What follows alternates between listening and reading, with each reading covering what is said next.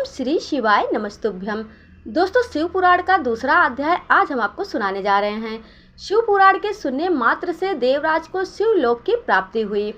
शौनक जी ने कहा, हे सूत जी, आपको परमार्थ तत्व का संपूर्ण ज्ञान है। आपकी कृपा से, आपकी बताई हुई दिव्य कथा से आज हमने यह जान लिया कि इस भूतल पर कल्याण के लिए इस कथा से उत्तम दूसरा कोई साधन नहीं है। अब आप हमें कृपा करके यह बताइए कि इस पृथ्वी पर इस कथा को सुनकर किस प्रकार के पापी शुद्ध हो सकते हैं।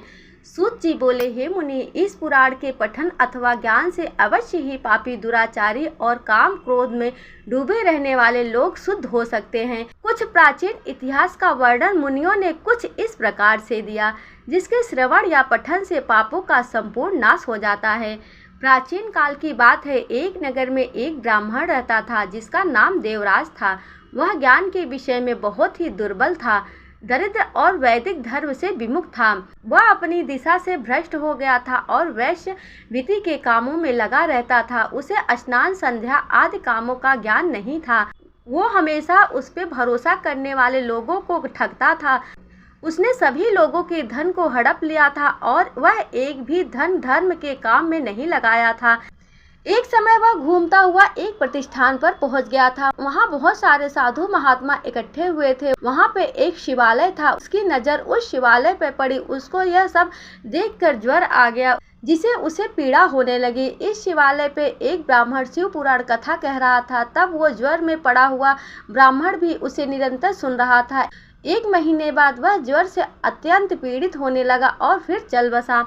यमराज के दूत आकर उसे बलपूर्वक पाशों में बांध कर ले गए। तभी वहां भगवान शिव के पार्षदगण शिवलोक से आ पहुंचे। उनके स्वरूप का वर्णन इस प्रकार है। वह उज्जवल दिख रहे थे। उनके हाथों में त्रिशूल थे। उनके अंग भस्म से उद्भसित थे। उनके गले में रुद्राक्ष की मालाएं थी। वो लोग अत्यंत क्रोध के साथ यमपुरी में आ गए और यमराज के दूतों को खूब मारा और धमकाया और उस देवराज को उनके चंगुल से छुड़वाकर अपने अद्भुत विमान में बिठाकर कैलाश पर ले जाने लगे। यमपुरी में तब बहुत कोलाहल मच गया था, जिसे सुनकर धर्मराज अपने भवन से बाहर निकले। तब भगवान शिव के उन दूतों को देखकर धर्मराज ने अपने ज्ञान दृष्टि से सब कुछ जान लिया और उनकी पूजा की। उन्होंने भय के कारण उन दूतों से कोई भी प्रश्न नहीं किया और फिर वह दूत कैलाश को निकल गए और वहां पहुंचकर उन्होंने देवराज को भगवान शिव के हाथों में सौंपा। इस प्रकार शिव पुराण केवल श्रवण मात्र से देवराज को शिवलोक प्राप्त हुआ। इस प्रकार शिव पुराण दूसरा अध्याय समाप्त हुआ। ओम नमः शिवाय। हर हर महादेव।